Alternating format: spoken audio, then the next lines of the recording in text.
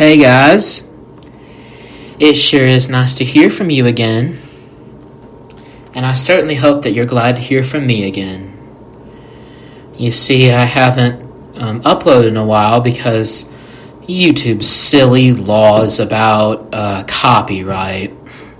It's so stupid, so I'll make it clear again, none of this music is my own. I will make it clear, none of this is my own.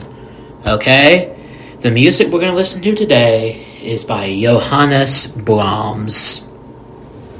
Brahms was born on May 7th, 1833 in Hamburg, Germany. He was the middle child, and his father played multiple instruments. And at age 7, he was taught to play piano by his father. And then at age 9, he got a professional piano teacher. And when he was a teenager, he started giving concerts in bars and all that. And at 17, he decided that's what he wanted to do with his life. And he toured through Germany and did some shows in Austria. And when he was 18, he met Joseph Joachim, a talented violinist.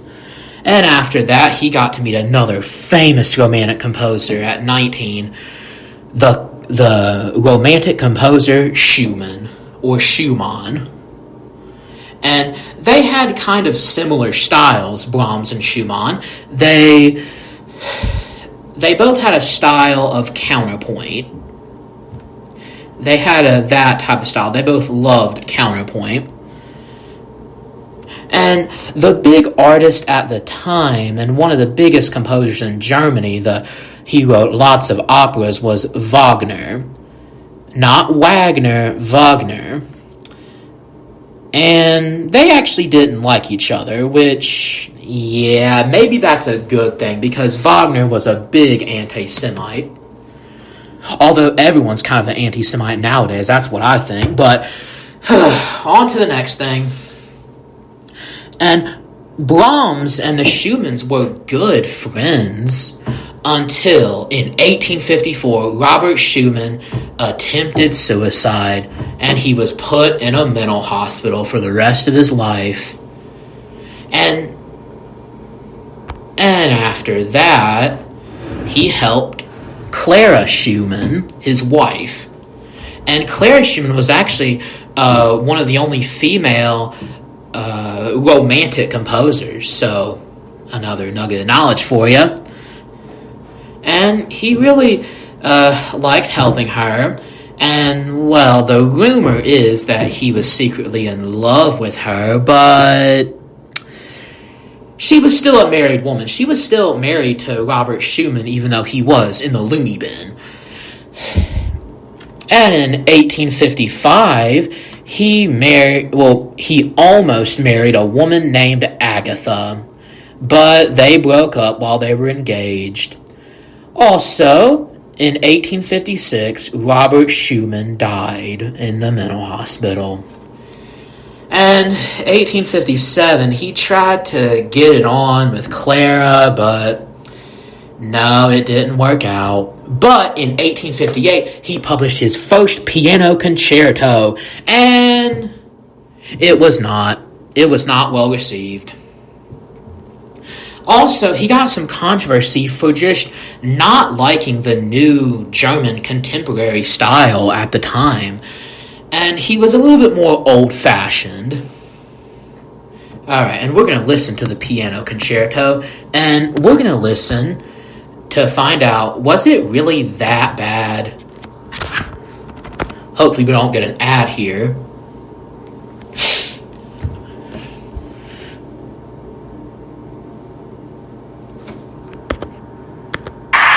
Nope. Okay, I don't care who's playing. Oh, sorry. Let's go back.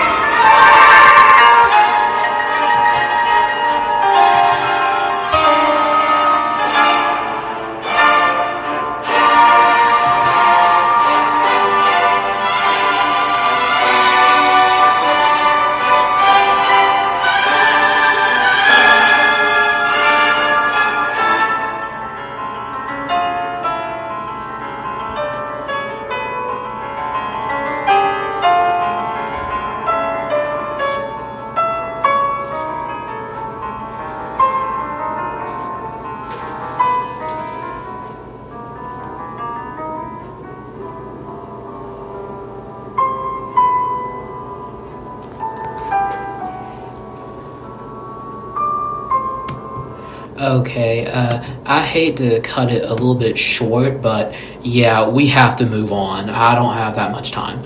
So, in 1859, he wrote String Sextet in B flat major. So, let's listen to a little bit of that. Because again, I do not have time to let you guys listen to all of it. Please look it up on your own time.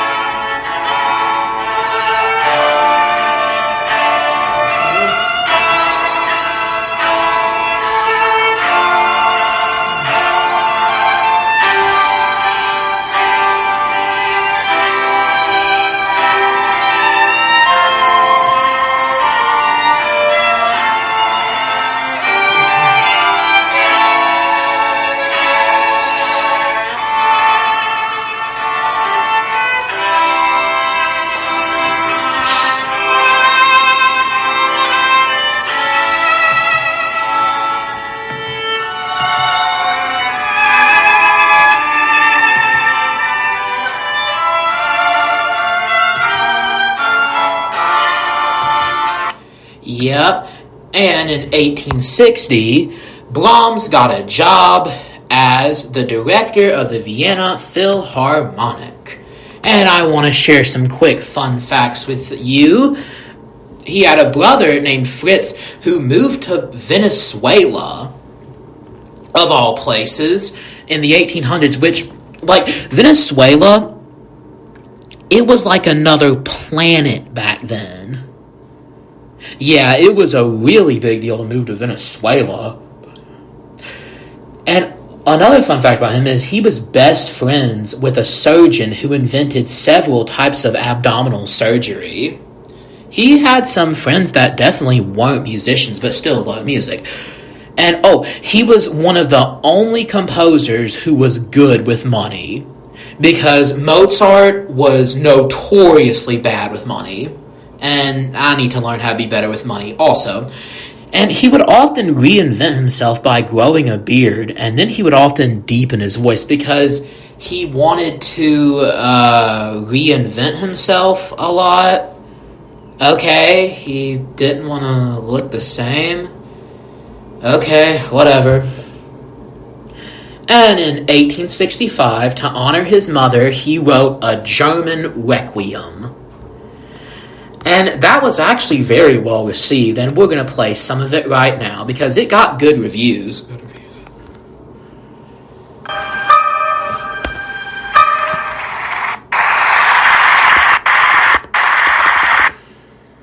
Here we go.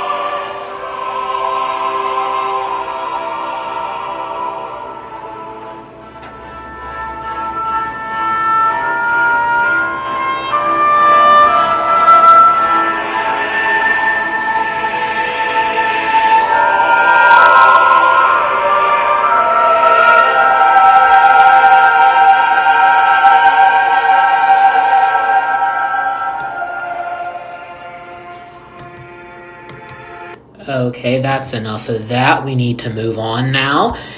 And in 1876, he published his first symphony. Yes. Which we will listen to that shortly. And it actually took him over 20 years to write.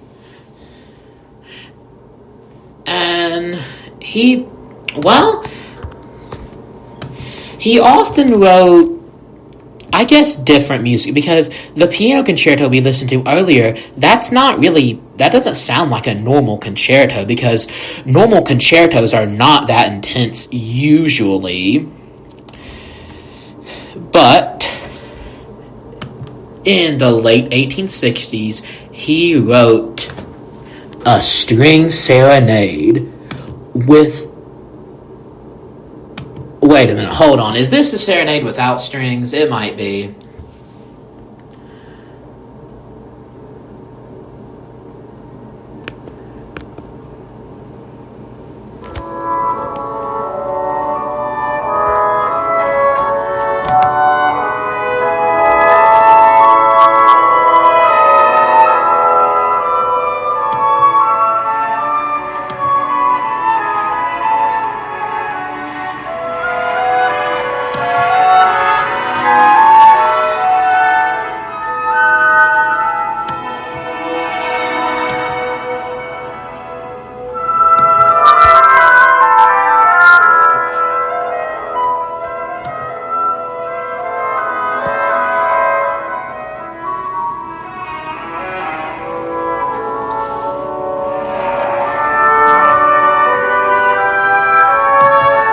Okay, that's enough of that. Now, we need to listen to his first symphony, because that's really important. Brahms' first symphony. Took him over 20 years to write this.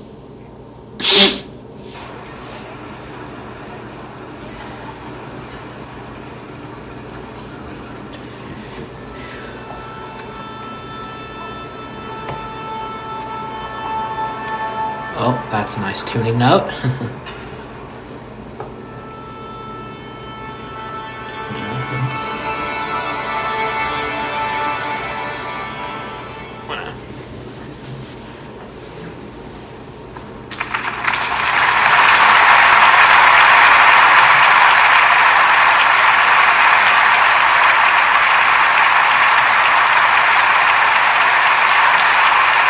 Okay, let's skip all the applause.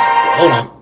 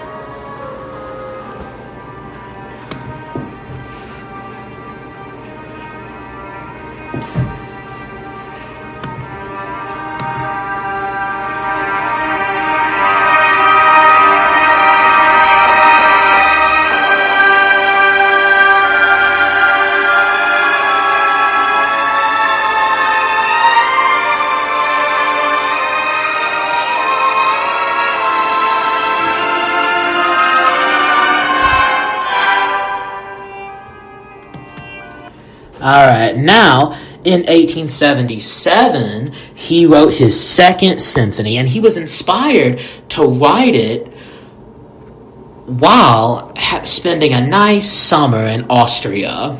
Not Australia, Austria. Not Australia. And yep, he wrote it in a few weeks.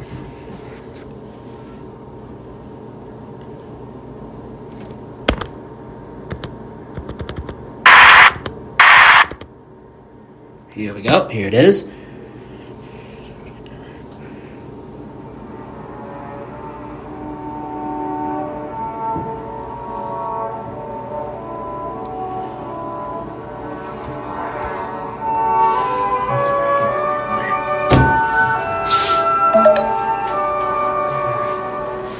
Sorry about that. That was my computer dying. That's not part of the symphony.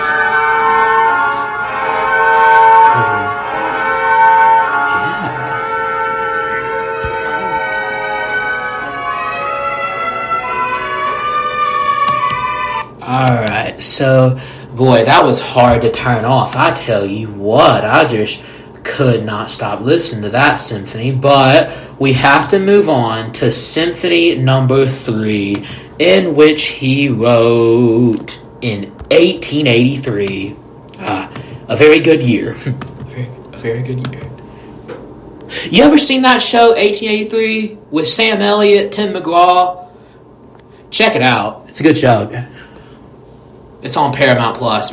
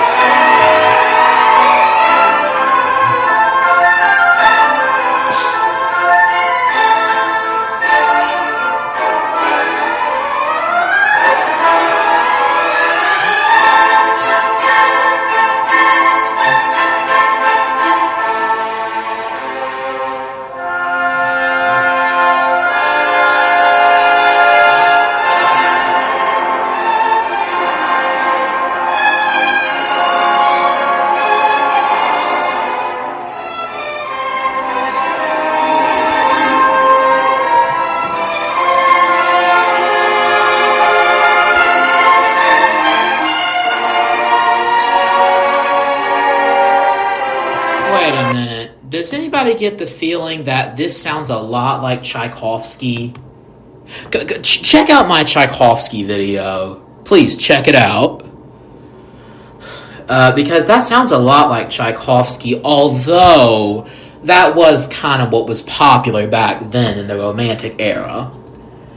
And in 1885, he wrote his fourth and final symphony.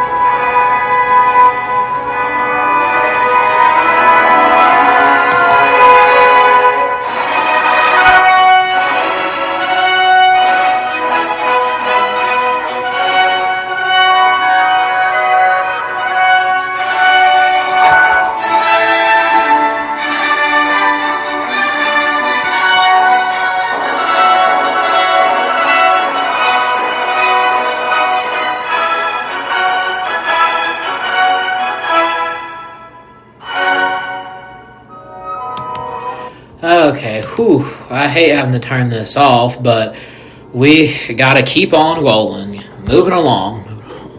Alright. And that was published in 1885, and he did take a break for a little while, and he retired from doing the Vienna Philharmonic. And in the 1890s, he got really into clarinet.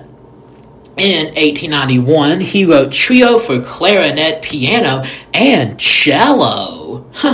That's interesting. Like, you rarely ever see those two together doing a duet, but here we go.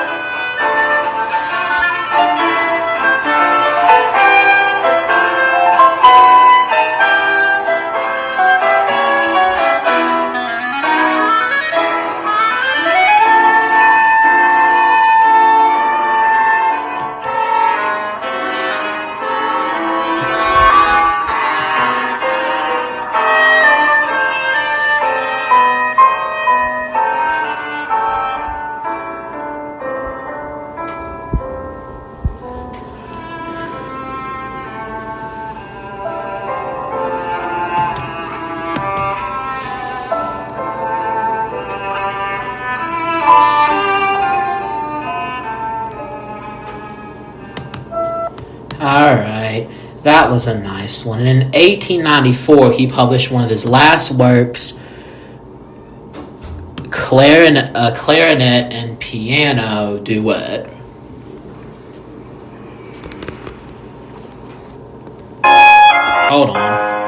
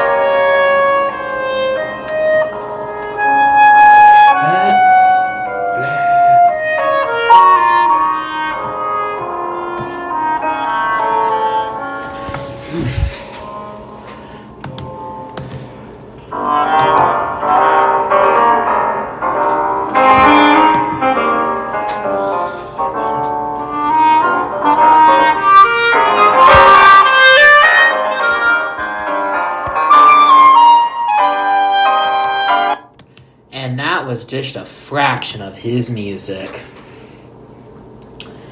Beautiful, isn't it? In 1896, he became just really old and depressed because most of his friends that he grew up with were dead, and most of his family were dead at this point. And he was also diagnosed with